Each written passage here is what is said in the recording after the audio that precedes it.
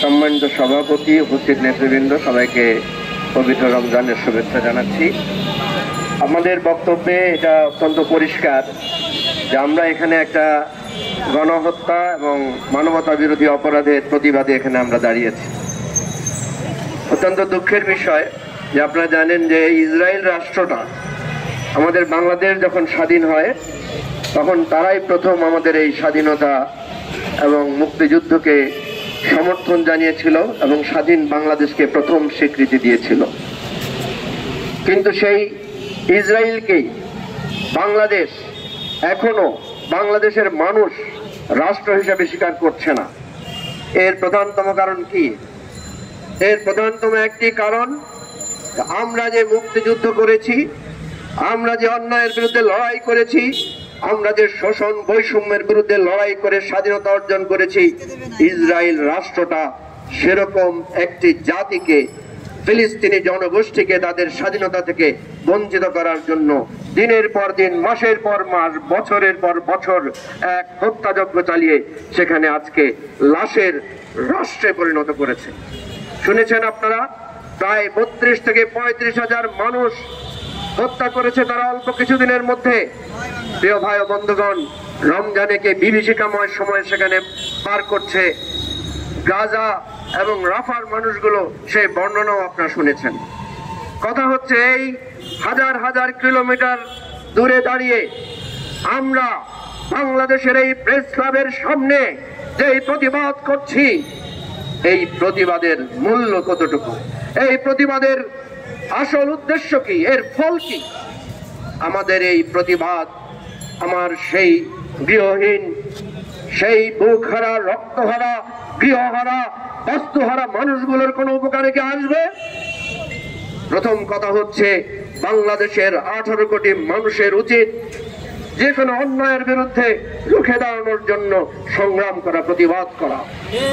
আজকে আমরা যদি এইখানে দাঁড়িয়ে প্রতিবাদ না করতাম, তাহলে বাংলার মানুষের পক্ষ থেকে প্রতিবাদের যে একটা দায়িত্ব, সে দায়িত্ব পালন হতো না। সুতরাং আমরা যারা এখানে এসেছি, আপনারা যারা এখানে এসেছেন, আমি দেখেছি আমার সাংবাদিক বন্ধুরা, আমরা তো চেয়ারে বসে আছি, ঘন্টার পর ঘন্টা দাঁড়িয়ে তারা এখানে কাজ করছে।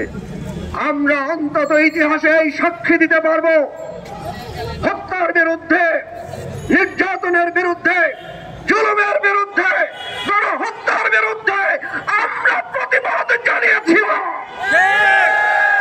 আজকে আমাদের সমাবেশের এটা হচ্ছে প্রথম সাফল্য। দ্বিতীয় সাফল্য হচ্ছে, পৃথিবীর যেখানেই, আমার মনে পড়ে রাশিয়া যখন ইউক্রেনে হামলা করেছিল, আমরা তখন এই প্রেস ক্লাবে দাঁড়িয়ে সমাবেশ করেছিলাম, প্রতিবাদ করেছিলাম এবি পার্টির পক্ষ থেকে। অনেকে হাসাহাসি করেছিলেন এবং অনেকে সেটাকে একটু নিরুৎসাহিত করেছিলেন, এবং আমরা দেখেছি যে ইউক্রেনে হামলার বিরুদ্ধে তেমন কোনো প্রতিবাদ বাংলাদেশে হয় নাই। প্রিয় ভাই ও বন্ধুগণ, আমি মনে করি প্যালেস্টাইনে, গাজায় যে হামলা হচ্ছে, এটাকে শুধু মুসলমানের উপরে হামলা হিসেবে দেখলে হবে না, এটা মানবতার বিরুদ্ধে হামলা হিসেবে দেখতে হবে। পৃথিবীর যেখানেই মানবতার উপর আঘাত আসবে, পৃথিবীর যেখানেই অসহায় মানুষ নির্যাতিত হবে, তার জন্য, তার প্রতিবাদে আমাদেরকে দাঁড়াতে হবে। সুতরাং আজকের এই প্যালেস্টাইনের প্রতি সংহতি জানিয়ে যে সমাবেশের আয়োজন গণ অধিকার পরিষদ করেছে, আমি তাদেরকে সাধুবাদ জানাই। আমি আজকে এখানে দাঁড়িয়ে বলছি, শুধু প্যালেস্টাইনের ওই নির্যাতনের বিরুদ্ধে, নিপীড়নের বিরুদ্ধে আমাদের সংগ্রাম না, বাংলাদেশে ইসরায়েলের যে আত্মা আমাদের উপর ভর করেছে, যারা বলছে ভারত আছে তো আমি আছি, আমি আছি তো ভারত আছে, ওই শক্তির বিরুদ্ধে, অপশক্তির বিরুদ্ধে আমাদেরকে লড়াইয়ে ঝাঁপিয়ে পড়তে হবে। আজকে আমরা আগ্রাসন, আমাদের স্বাধীনতার উপরে যত ধরনের আঘাত আসবে, প্যালেস্টাইনের লোকেরা যেভাবে লাশের উপরে, রক্তের উপরে, জীবন মৃত্যুর মাঝখানে দাঁড়িয়ে সংগ্রাম করছে। আমাদেরকেও শপথ নিতে হবে বাংলাদেশের স্বাধীনতা সার্বভৌমত্ব রক্ষার জন্য এই হাসিনা মোদির যৌথ শাসনের বিরুদ্ধে লড়াই করতে হবে আমাদেরকেও।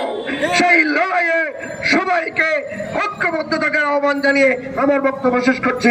খোদা হাফেজ। বাংলাদেশ জিন্দাবাদ। আসসালাম।